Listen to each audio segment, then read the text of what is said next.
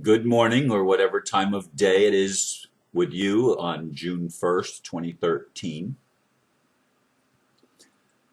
We begin a new month. The title that I finally arrived at this morning is Making Sense of What Seems Like an Insane World.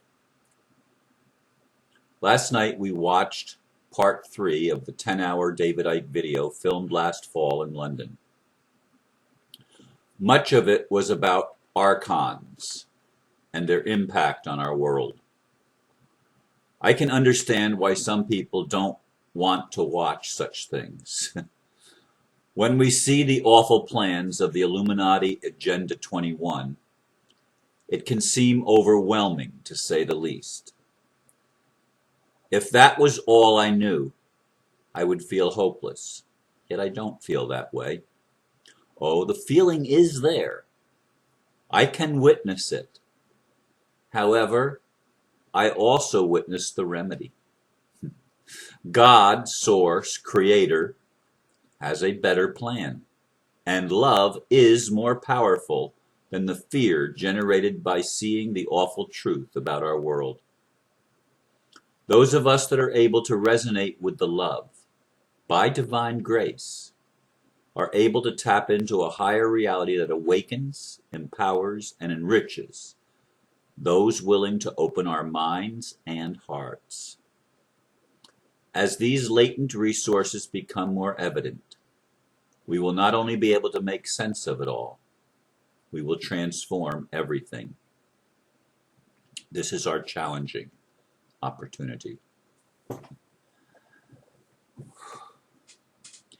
Indeed, throughout much of the video last night, 2.5 hours of watching David Icke speak, I kept thinking to myself, man, for most people watching this, if they're not very awake yet, it's going to really scare the hell out of them and make them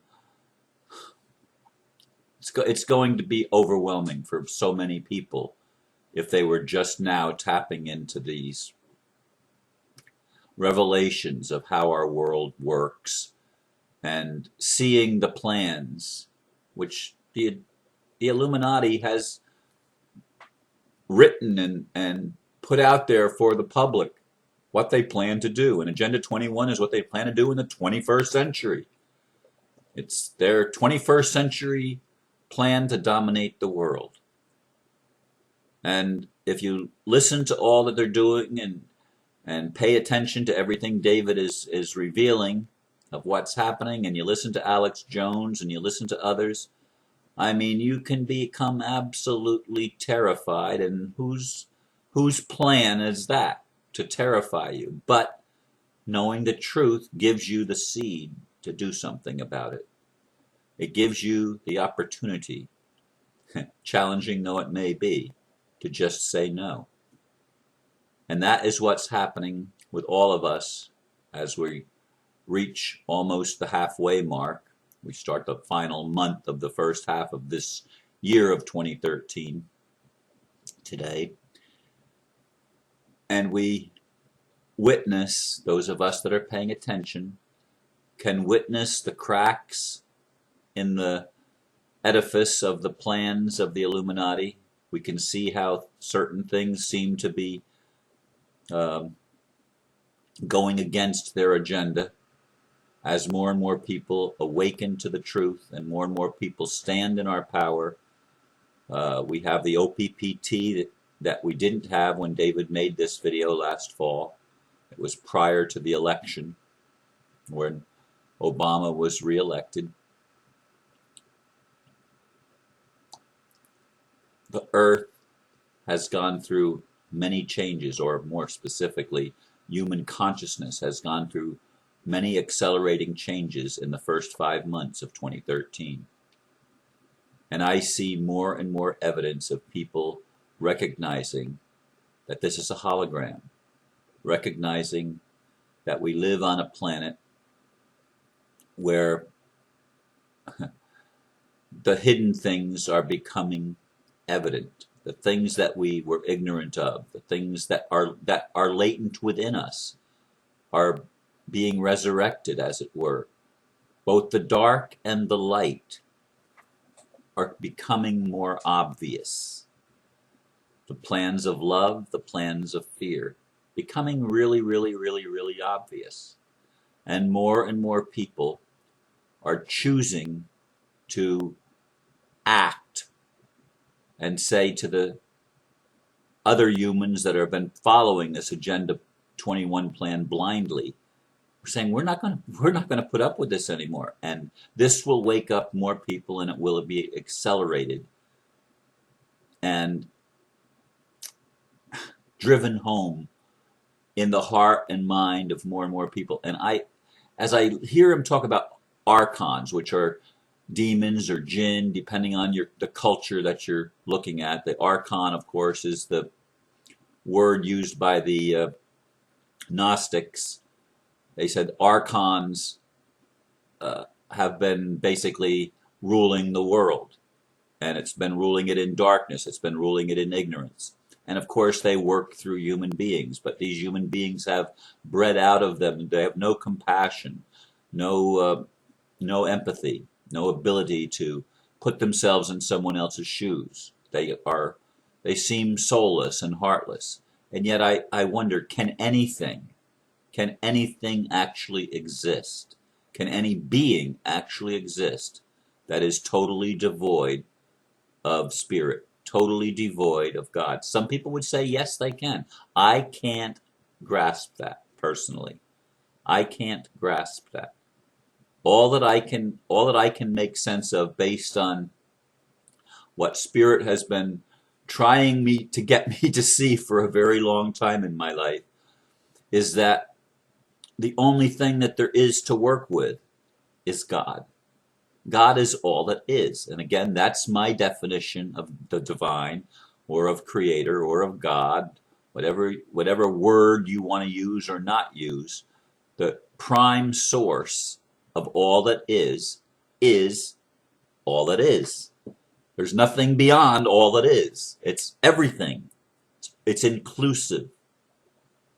And to me, God is love. I choose to see that the love is actually stronger than the fear. I choose to see the plain, blatant truth that light dispels darkness, and knowledge dispels ignorance. And I would rather know what is being planned for the world, because if I don't know, I don't have a choice. I don't have a choice to make if I don't know what's out there. If I don't know the game, if I don't know the agenda, I'm more apt to get trapped in the agenda. And it's not a pretty agenda, folks. You need to know it's not a pretty agenda, what the Illuminati has planned. But you need to see beyond that and recognize that God is love.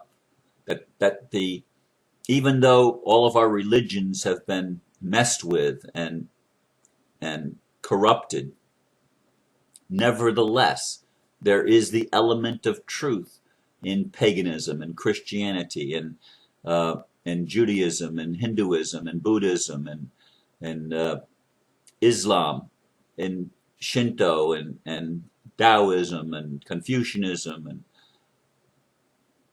name all the religions, Jainism, all of the religions, all of the various sects of each religion, all of the various denominations of Christianity and of Islam, and all of these things, there are still the element of truth and still the golden rule. And I don't mean he who has the gold makes the rules.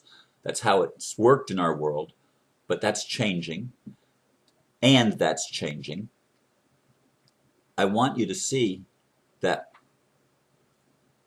the golden rule is do unto others as you would have others do unto you. And even Archons, if they're threatened, will feel the fear that they have been trying to dish out to everyone else, that they have fed off of.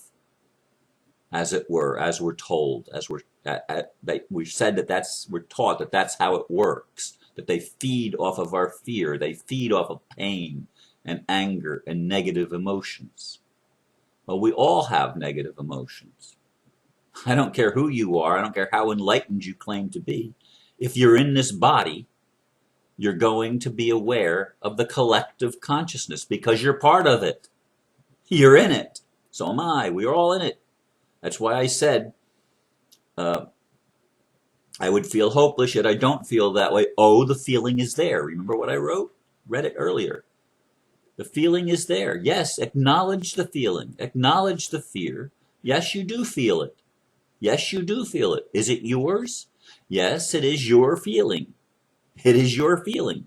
But it comes from a distortion of who you are. And you've been told that you are powerless. You've been told, we've all been told, that we can't do anything about what's going on in the world, that we can't fight City Hall, that we can't stand up and stand in the truth. And we have histories of trying to stand up, trying to live a different way.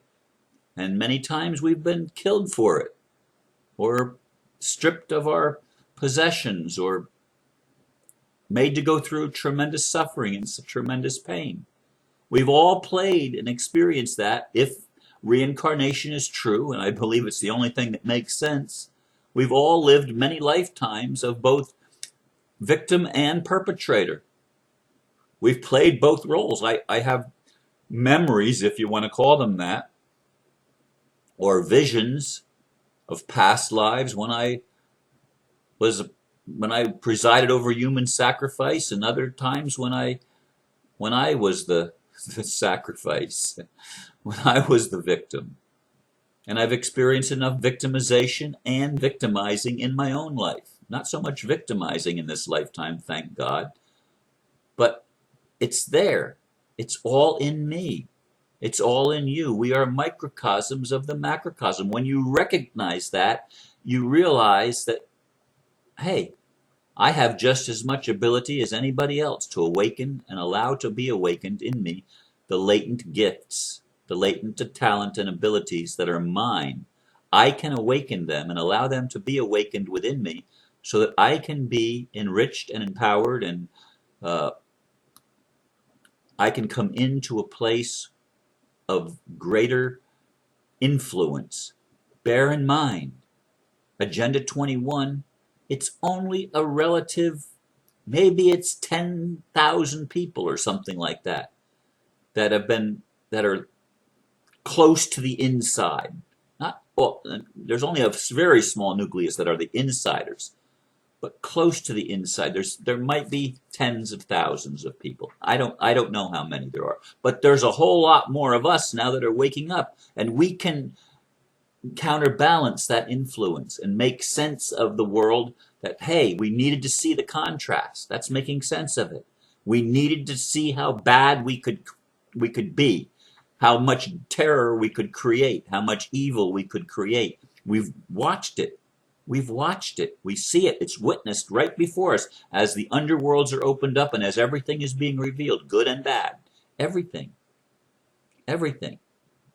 And now we have the opportunity to transform it, to go through the process of transforming our individual lives and of going to a higher realm.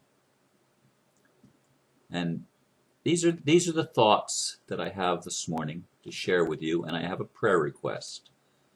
My friend from Canada will be leaving this month to make her journey to the United States. And I ask you, if you will, to pray for safe passage, and she's driving, and help, that she will have all the help that she needs and all the protection that she needs as she's on the roadways and going through customs and all of the things that are necessary in today's world to travel from one country to another, which hopefully will come to a place where those borders will be like they used to be, and even like it is to travel from Georgia to Florida to Georgia or something, from one state to another in the United States. It'll be like no problem. I guess it's that way in Europe now, pretty much. Anyway, I ask for prayers for safe passage, and that when we meet, that we will be able to determine if indeed we are the spiritual partners that we think we are, but we haven't met yet. So people still don't even know her name, and that's on purpose.